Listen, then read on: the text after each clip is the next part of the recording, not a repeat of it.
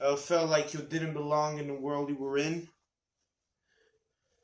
I felt like love was the end goal, or money was the end goal, and you just gave up and wanted the pain to end because it was just too unreachable, but you still pushed through.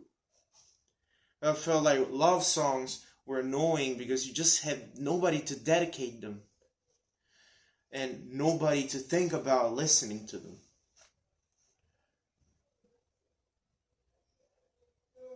Have you ever looked back at a situation you were in, maybe what you would call a hell, and say, man, what a day, without thinking just of how bad it was, because it was and not is? Have you ever felt like happiness was just having someone calling out your name, and when you think of them, when you think of the people that actually called out your name, you say to yourself, man, I did such a great job cutting them off.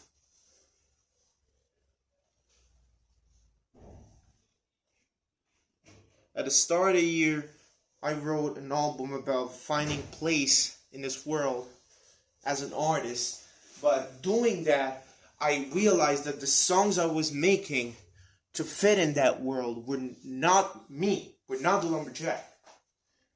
So that's when I wrote one of my best songs ever, Never Tell Me Nothing, about a kid who just struggled and explained his struggle through the purest truth, which was that he went ahead and went through it just by himself, because he never needed nobody else other than himself.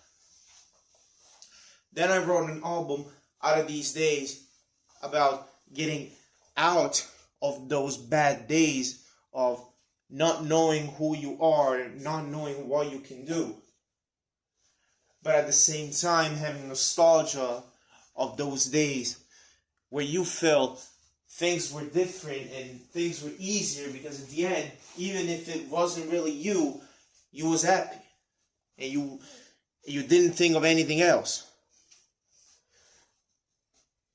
Well, I'm at a deluxe to that, because this isn't just the only side of the story. 6 more songs, 17 in total, 50 minutes of one of the best stories on the market, or at least one of the truest.